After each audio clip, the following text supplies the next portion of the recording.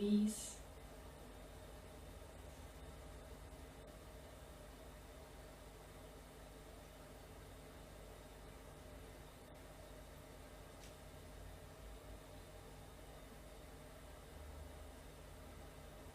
The lower part of your legs, including your feet.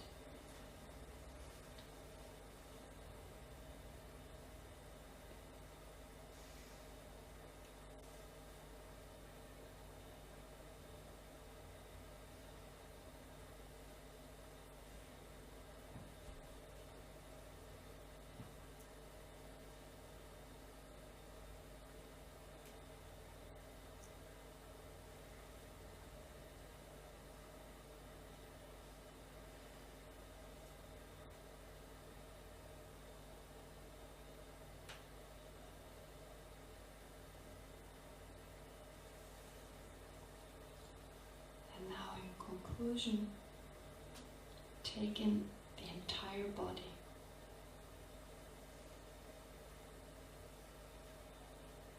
Be attentive to each and every part, changing moment by moment on a molecular or cellular level.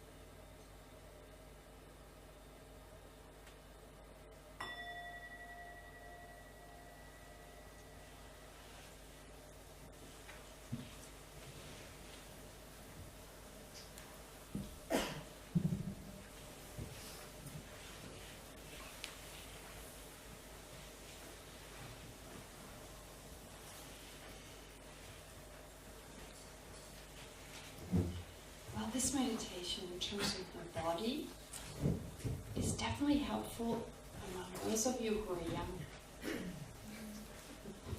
Because actually the transition from the 20s to the 30s, I think is more difficult than once you reach your 30s and you go into the 40s. It's almost like once you become 30, it's almost like an acceptance already of, but I definitely remember myself, I was already a nun, but when I turned from 20 to 30, it was like, oh, what just happened? I was all the time moving towards that aging, but when you're young, there's a strong sense, I'm forever young. I can't even put it into words, that's how it felt. Always gonna be in my 20s. From 19 to 20, that was like, yeah, I can do more things. That was different. But but in general, it's so important to be aware that there's this constant, we're just aging, is just going to go down from here. But it's okay. It just is, right? It has its advantages, and it has its disadvantages, like anything. I mean, I don't think being a teenager is a huge advantage. Right? Those hormones. Okay, anyway. So this, give you a sense of another meditation, and these were the meditations with regard to the body. Unfortunately, we need to go through all three. We don't have much time, so I need to leave it, or I'd like to leave it at that. So of course there are more meditations, but definitely we've spent some time doing this together as a group, getting in touch, watching our own body. Okay, and in particular, when you get a sense of permanence, you become aware that your sense of permanence is an issue in a certain problem, like it's a certain situation that you find difficult. If you get a sense that understanding impermanence would help you solve that problem, well, that's the meditation you could do, at least with your body. We haven't done it with the mind, feelings, and so forth. Okay? All right. And of course, for those, and this is pretty much a 21st century problem, our non-acceptance of our body. It's not something you find in other cultures to the same degree if they were not exposed to the Western world. There's much more of an acceptance of your own body, because no one shows you Barbie-like photographs which are actually life-threatening if you look like that. Some of these photographs of the mannequins, of the models, I mean, they're, what's the word for that? Manipulated? There's, to such a degree, if a person really looked like that, they would die. Right. If your hip was that small, you would suffocate. Anyway, so I don't need to go into those details, but I think it's so important. There are great advantages being born at this day and age, definitely. I mean, if you want to know about mindfulness, there you have it, right? I mean, the internet, you can read about things, you can learn about so much, so there are great advantages. But one of the disadvantages is the influence of modern advertising. But it's like anything. Like I said, mindfulness is just looking again and getting to know something to not be fooled. I think there's a type of mindfulness of advertising. I am very at awe with modern advertising. It's very clever. The psychology behind advertising is very clever. And it can only influence me if I don't understand it. But if I look closer and more mindful of what is the message behind it, then I can learn for it not to influence me. I think modern advertising is it's hugely responsible for the modern economy working really well. But on the other side, for a lot of our problems. So one example, again with the impermanence, if you take this cream, you'll be forever young. Right? We know it's not true, but the way it's put forth with a certain music, etc., we hear the music again, forever young.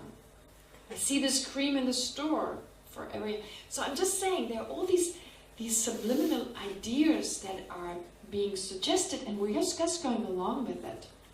Another one is a sense of a perfect body. Gaining control over your body, a perfect body. That is such an illusion. It is such an illusion, and it's responsible for a lot of problems. Eating disorders, feeling unhappy about who you are. Although it's only we who notice some of the things we don't like, other people don't even notice them. They're too obsessed about their own body. Too busy to think of their own bodies. So there's such obsession about the body that we don't have any time and energy left to focus on what's more important in our own mind. And so also what an advertisement suggests is perfection. Impossible. Perfection, not even someone like the Buddha is perfect. Like a Buddha, whatever that means, is not able to take our problems. It's limited. Right? No one can do everything, so there's no perfection.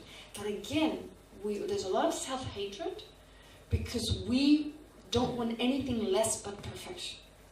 So we'll stress ourselves out, we are unhappy, and it's through a lot of those advertisements, like you're the perfect housewife if you use this soap, you're the perfect husband if you drive this car. Right? You hear it once, you hear it twice. So understanding the psychology behind it helps you to not be influenced to such a degree. So it's also a type of mindfulness. So therefore, this is more part of the mindfulness of phenomena, when we come to this. But it's also part and parcel of our awareness of the body. Like started off with that. I think it's really, really important to focus more on the body, do these meditations, and generate an acceptance. It's okay. Whoever I am, whatever I look like, it's okay. It's a very useful vessel.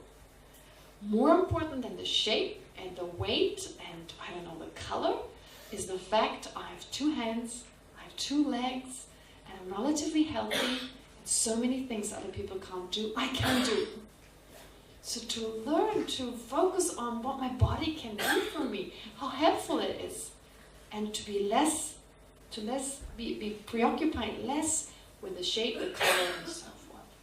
Right? And then we can develop a much healthier body sense and more of an acceptance and less suffering. Okay. Now that's with regard to the body. Now the next, mindfulness of feeling. The next one is mindfulness of feeling. But before we move on, I'll make a little bit time, and I won't be able to take everyone's question.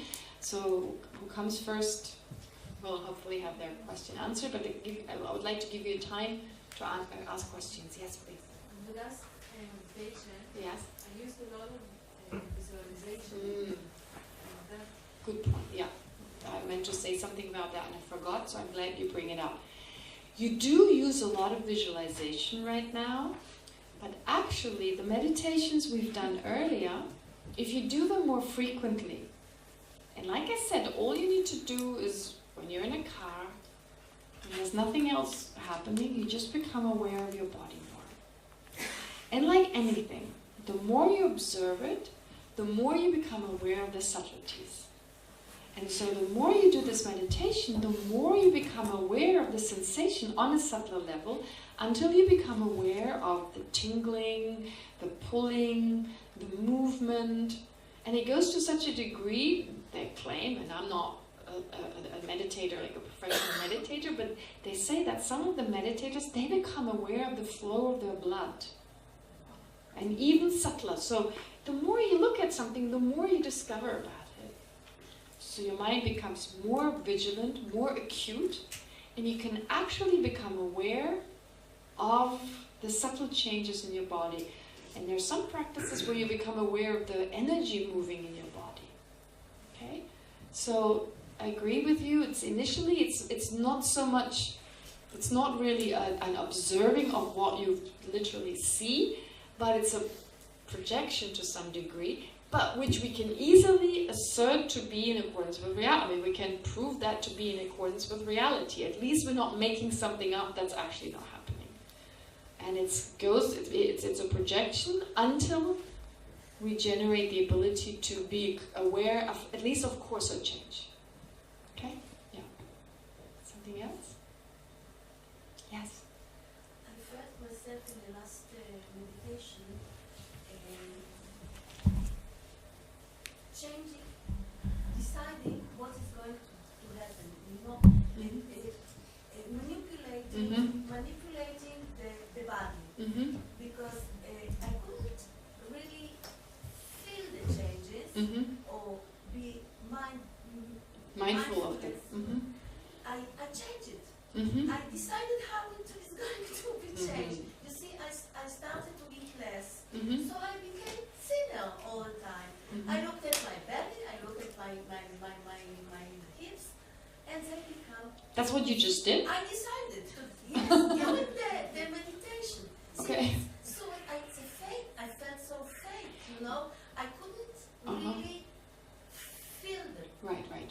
Like I said, yes, I totally, but the point is, you know, while you were meditating, it's not true that you were eating less or eating more. You were not eating. No, I'm not. Right. But I decided how it is going to be changed.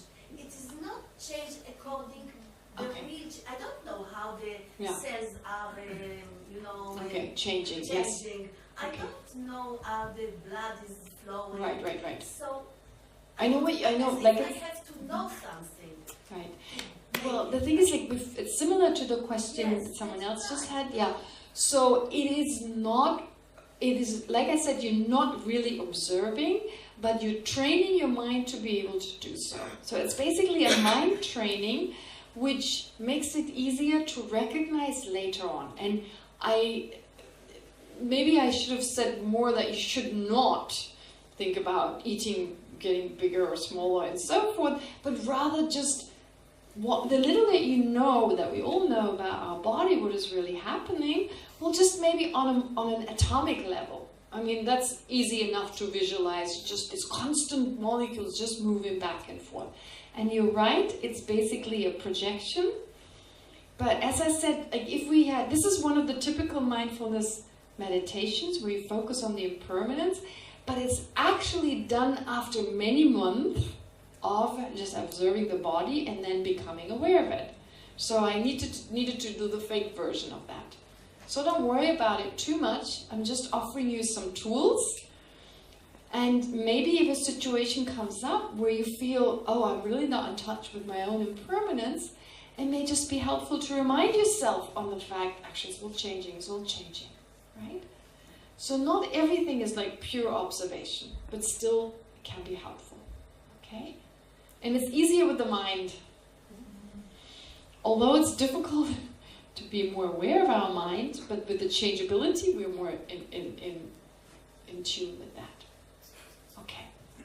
All right. Yes, please? It occurs to me, yes, once you suggest that we can be mindful of the past, yes, that when looking for impermanence or change, it seems to work for me sometimes, just to imagine what I was like before, where I was before, and where I will be. Eventually I will rot in the grave. You know, this sort of transience. Yes, very good. That's definitely a meditation you would do. It's usually not described so much in the context of mindfulness, but actually any meditation involves mindfulness.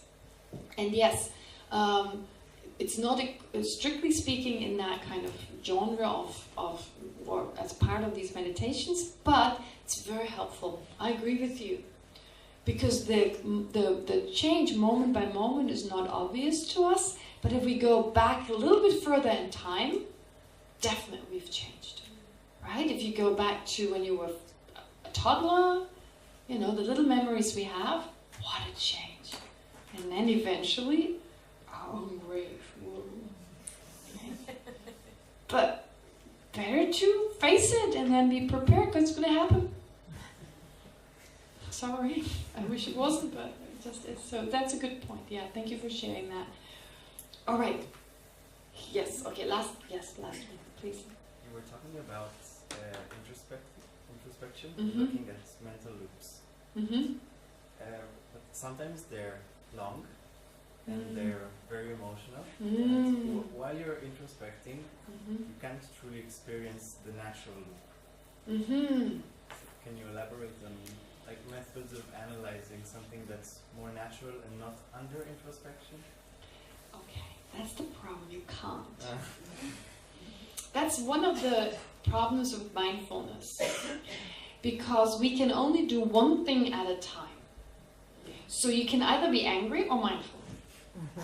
But it can't be like, okay, anger, just go on, I'm just going to watch you. So the good news is, when it comes to anger, your anger will stop. Because if I'm angry with Moshe, is there a Moshe here? No, if I'm angry with Moshe, right, I'm angry with him, and we talk a little bit more about anger once we get to feelings, but when there's anger focuses on Moshe. My anger focuses on Moshe. So my attention is focused on Moshe. If suddenly I remember to be mindful, then my attentiveness will now be focused on the anger. But I'm not angry with my anger. So my anger will subside naturally because I let go of Moshe. And so it's really just, it's almost like, you know, here's my anger, here's my mindfulness. And it goes, you know, and it's like I have only a few seconds to watch it. I don't have much time. Which is why it can be helpful if by being angry with Moshe for the last 15 minutes, I take those last 15 minutes. Because I have more, I can go back in time and go, how did I go, how did I go, how did I go, how did I go there? Okay? But you bring something up which I intentionally left, feelings that can actually be scary, that can also happen. So I want to make them come up, but the moment they arise, right, and then I watch them and they go again.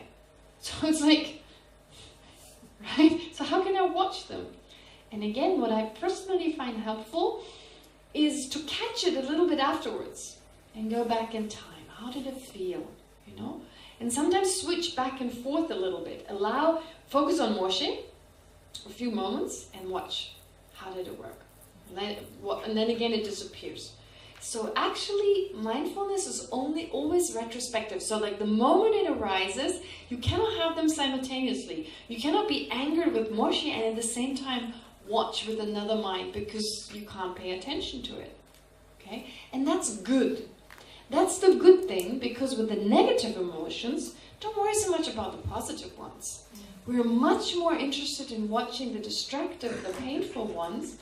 And just the fact that when you watch it, it goes away, oh, great. Great. Right? I mean, like, if I'm about to beat this person up, you know, having a fight with my partner, and my anger is growing and growing and growing, and if I be mindful, then it goes down, right? Okay. And then so in that way, my anger goes away in that moment, and it could potentially save me from having a major fight, or telling my boss and be fired a moment later. Because anger can make us mad. There's a reason for using the English word mad when you're angry, because you say things and you do things that are out of proportion, and they can actually be potentially, well, go to a degree, you may lose your job. Right? And do something that you may later regret. I can totally tell you don't agree. Please go ahead. I'm trying to, but I'm trying to think what's the difference between watching pain and then watching the mind being angry or being happy or being scared. I mean, I know I was able to do that. You would like to do that? I can do it. So I'm not sure I understand you correctly. Okay, so let's go into the... Pardon? When I watch it, it's not going away. Ah, are you watching it long enough? Yeah. Okay, we'll do this now, but again, can you repeat your question? You were saying I you was know... saying then what's the difference between watching a painful experience in the body and then watching the mind being angry or scared or happy? What is the difference between watching a sensation in the body and watching your mind being angry or scared? According to what you said, it's not possible. No, with the body it's possible. With the body you can focus, because the sensation, you can look at the sensation at the same time. But it's also in the mind. It's true, but the thing is, you're not aware of the mind that is aware. You're aware of the object, that's the body. So the thing is, there's a difference between the object, such as the body, and then making the subject the object, the mind, which is the mind itself. So usually it's the mind that looks outwards. For instance, the body. That's the first type of mindfulness. But now we're trying to watch the mind. So it's like the attention of the mind is kind of turned around at itself. And in that moment, when it turns around to look at itself, it has to let go of the external object. And if you have no longer Moshe, sorry, this is really nothing personal. If you have no longer Moshe to be angry with, well, you're not going to be angry with your own mind, unless that's what happens, but that's not usually what does happen. So we'll talk more about this. I hope it'll become clearer now. I don't know whether it's... You see, the thing is, like, people, sometimes you're being told initially, you just watch your own mind. And then you find it's curious that my anger goes away. In many cases, not in your case, okay, fair enough. But in a lot of cases, I would almost say 90%, if not more cases, the anger goes away. Now, why? Why is that? So the question arises sooner or later. So before telling you it just does, I think it's important to tell you, well, because in that moment, your anger can no longer persist. It's like you're looking at it. So you can't do it simultaneously. In fact, you cannot do anything. So forget about multitasking. You cannot multitask. Okay? I heard this on a BBC program not so long ago, when they said this word multitasking, it comes from computers, and not even a computer can multitask. It's just so quickly going back and forth between doing different things. It gives us the impression as if it happens simultaneously. And that program was not a Buddhist program. It was just talking about psychology, that actually when we think we multitask, we don't. We just switch very quickly back and forth. And that can be very stressful because of the switch. And that was the whole report about it. And I thought, oh, that's exactly what the Buddha said. Saying that you can only do one thing at a time, but because we switch back and forth so quickly, it gives us the illusion as if it happens simultaneously. So the example they usually give is that of a fire wheel. A very traditional example. When you take a torch, a burning torch, and you quickly turn it around. If you're quick enough, it gives you the impression of a fire wheel. It seems there's a circle there with the light beam at the same time in each of those places. But it's only because it revolves or it turns so quickly that we don't realize it's actually in different spots. You know? So that's similar. Our mind is just like that. We think we hear. So I usually give the example when you sit in front of the TV, you watch a movie, listen to the dialogue, eat a sandwich, an incense burns, and someone gives you a massage. Right? So you have 5 sense consciousnesses present at the same time. But none of them happen at the same time in the sense that they don't realize they're objects. They don't, the object doesn't register simultaneously. It's something you see, then there's the sound, and it goes so quickly that it gives you the impression you do it simultaneously. And that is true also for the mental consciousness, that when it registers mentally, the other ones shortly, there's like a split, like a millisecond, I'm talking about nanoseconds here, or milliseconds, that shortly the other ones are there, but no longer operating. And this explains why, with regard to mindfulness and our awarenesses, it does not exactly happen simultaneously, but shortly enough so that we can get to know the awareness, but possibly, when our mindfulness is strong enough, are able to get rid of this emotion such that it doesn't take over. All right. So this will take me... Just a little question. Yes? What is it based on? Why assume that we can only focus on one thing and not have simultaneous... Because our attention is not strong enough. The attentiveness that you need... I mean, they say that once you meditate more and your mind expands, there's some theory that you can actually do 2 things together. But that needs, your attentiveness must be very strong. The attentiveness that comes with each mind, it can only be stronger with regard to a particular object. That's how usually my teachers would explain it. For example, a split personality would be able to put its consciousness to 2 things at once. Can you explain what you mean with a split personality? Schizophrenic. What does it mean? Give me an example of how does it split? You're sometimes this person, you're sometimes that's multiple personality. Schizophrenic or bipolar. Bipolar. But schizophrenic, being bipolar means sometimes you're manic and sometimes you're depressed. You're never at the same time, right? A few months, I mean, that's really like few months this, few months that, right? So I mean, even with that, we on a smaller scale, we all have these problems. I mean, I think in the 21st century, we all have ADHD. Attention deficit hyperactivity disorder. In comparison to someone 500 years ago, we definitely have that. But that's just our fast world. But then I would say we all have times when we're, you know. So, but anyway, going back to to bipolar disorder, it's never simultaneous. Because this is an issue, because this is something that regarding computers and supercomputers and the human brain, there's a lot of questions about the way we compute things and the way we... Okay. I agree. Okay, so your discussion is going off. Unfortunately, if we had the time, I'd love to hear more about it and discuss it further, but I can't go into those details. So allow me to bring it back. The only one thing is why do you say that it's only what is the basis on? What does it base on? Because saying there's not enough attentiveness in order to do that is very subjective, because then each person might reach a certain level that will allow him to act differently. And is it based on just the common feeling of the regular person? Is it based on some scientific research?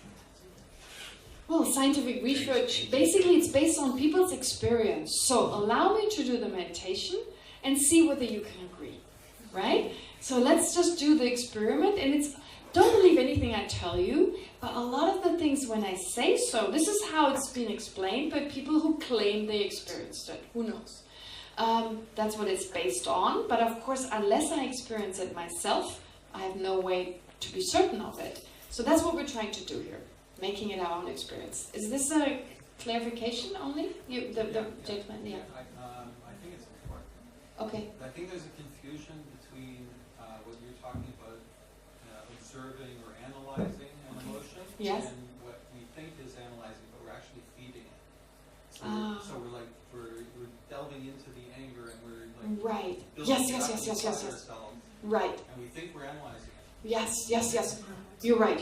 You're making a very good point, and that takes me to now the feeling. So hopefully I'll be able to address it. So the next mindfulness is mindfulness of feeling. Now, what the hell is that? Feeling.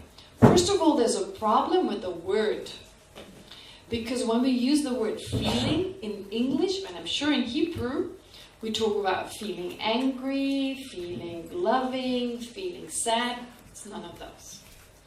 Feeling actually means this, that with every awareness, every experience you have, and you have experiences from the moment you wake up until you go to sleep, and even in your dreams. The only time we're not aware of any experience is when we're in deep sleep. We're just not aware of it. If we remember our dreams, then we're even aware of that feeling. So there's always an experience. And every experience, every perception, we forget very quickly, but it doesn't mean that didn't happen. So from morning to evening, at least when we're awake, in every moment there is some perception. Okay. And it always comes with what is called a feeling, which means either there's a sense of pleasure, displeasure, or neither. Okay. So when we say neither, it doesn't mean there's no feeling, but it's a neutral feeling. Now let me give you an example. If your body is in pain right now, like say your knees are in pain, that's usually where it hurts, your knees hurt. So there's a tactile body consciousness that perceives your knee, and there's an unpleasant feeling that comes along with that body consciousness, pain, physical pain, in other words. Whereas if someone is just giving you a massage and your knees feel like relaxed and feel really, so the moment you focus your body consciousness on the knee, then, and you're not always focused on it, we may be thinking about something else and forget about the knee, but then it goes back and we focus, our body consciousness perceives the knee, the tactile sensation of the knee, and there's a feeling of pleasure. But if it's neither painful nor pleasurable, well, it's just a neutral feeling. So with physical pain or pleasure, and none of the two, is kind of a little bit easier to identify. Okay? So if your eye consciousness perceives a beautiful color, there's actually a type of pleasure with the eye consciousness. It's a little hard to identify that, but just take it as a theory and, maybe learn slowly to become aware of it. So the eye consciousness perceives pleasure, pain or neutrality. With the food, it's pretty obvious, you know, like the moment you taste, the food doesn't taste good, it's your tongue consciousness. Sorry, I said something else, but tongue consciousness I meant. So tongue consciousness, it perceives, or whatever is responsible for the perceiving the tastes in the mouth. So that perceives something pleasant, unpleasant, and neutral. Okay? Eye consciousness, pleasant, unpleasant, neutral. Nose consciousness, pleasant, unpleasant, neutral. So it's not like judging it, saying, oh, I like this, I don't like, you know, it's not that, that's too much. It's just pleasure, or displeasure, or neutral. Okay. And then, of course, it's the mental consciousness that takes over. Oh, that's a beautiful color, that's a beautiful shape, or that feels good, you know, that massage, or a little bit more here in that spot, or whatever, right? Or that incense smells good, the hummus tastes good, whatever it is, right? So, this is so important, because feelings, they say, rule the world. It is feelings that make us tick. Our lives revolves around avoiding negative feelings, wanting pleasurable feelings, and acting accordingly. Right? If something makes us feel good, we want more of it. We don't want it to stop. So oftentimes, some of our harmful emotions that are really harmful, right when they arise or in our relationship with others, they're associated with feeling. So if there's a negative feeling, we are very likely to react with anger. With anger directed at the source of the feeling, which we believe not to be our mind itself, but we, like I said previously, in many cases we don't identify the actual cause of the feeling. So we associate it with the person who is the secondary trigger, but of course the feeling really comes from the mind. But excuse me. So the point is, if someone makes me not feel good, if I see them, if I perceive someone to be the cause, which is a secondary cause, surely, of a feeling of displeasure, then I get angry with that person. I'm not aware, really, that it's just a feeling in my mind, right, that was triggered by that, so now I'm angry with that person, depending on how they make me feel. If they make me feel good, better than usual, I want it, right? I mean, I want this person. I want to be in their presence. I want them to be my friend, and so forth. So depending on the strength of the feeling, the more I crave, right? So therefore, these two emotions, which are potentially very painful, anger and hatred, when they arise, they're painful. Okay? And then craving. Craving seems to be a feeling that helps us, right? It feels good to crave for something. But potentially, we worry. It leads to worry. We worry, depending on the strength of the craving. We worry when we don't get what we want. And when we get what we want, we worry we will lose it, right? I think relationships are such a good example. You know, when you're attached to another person makes you feel good.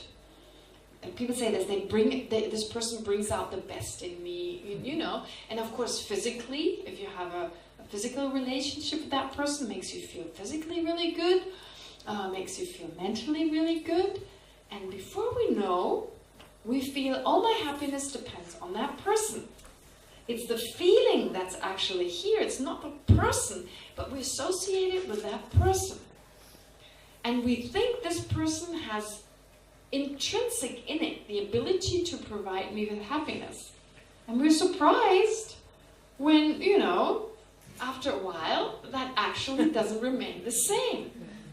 Okay, remember the initial moment, like you think of them and you go, oh, that decreases.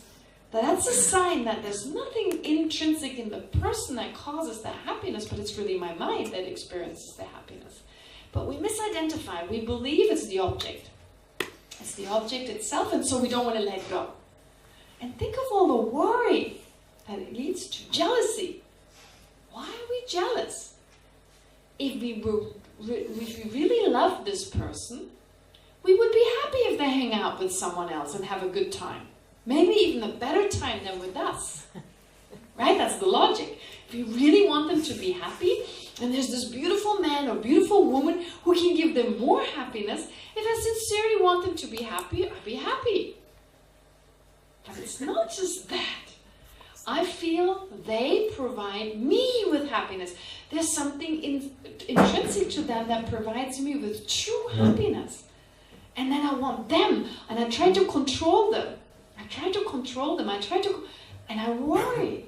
Every time they go out, I worry. And now I believe that everyone will see this person as wonderful, because I do. So there's a sense, now it's objective. I remember when my sister first fell in love with her husband, she told me, he's going out tonight, I'm really worried. He's going out with his female colleagues. I said, why are you worried? Well, they all fall in love with him, she said. I said, why would they fall in love with him? Because he's amazing. And I'm like, oh, even for you, but why? I mean, for her it was obvious. He's so inherently wonderful, objectively great, that if she falls in love, everyone will, and before long, he's gone.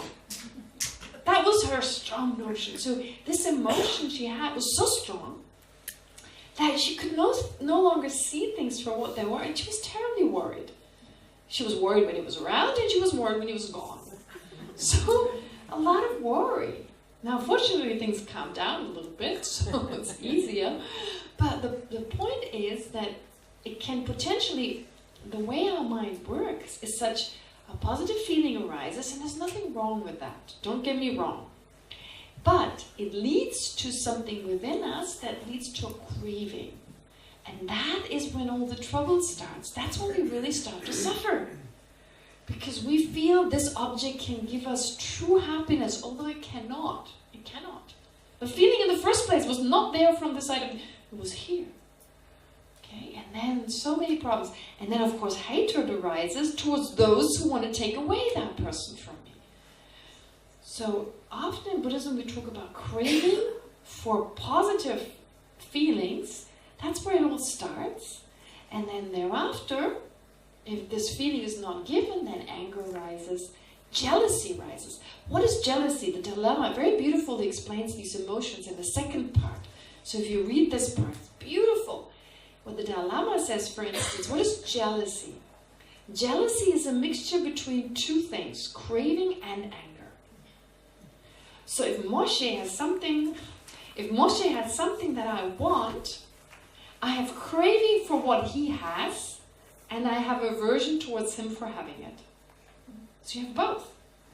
The object, if he has a nice car, and that car makes me feel good, I want that car, it makes me feel special, or I don't know, if being a person who can afford that kind of car, whatever the feeling is, makes me feel good. He has that car, so I don't like him for having the car, but craving for the car at the same time. So it doesn't mean with jealousy. Jealousy, it's like there's a moment of dislike of the person who has what I do not have, and me wanting the thing. So it quickly goes back and forth. And all that I call jealousy. And it feels terrible. It feels miserable. No one likes to be jealous. So, therefore, what I'm trying to say is that our main trouble comes from these emotions. We talk about different, and the Dalai Lama so beautifully, he distinguishes between harmful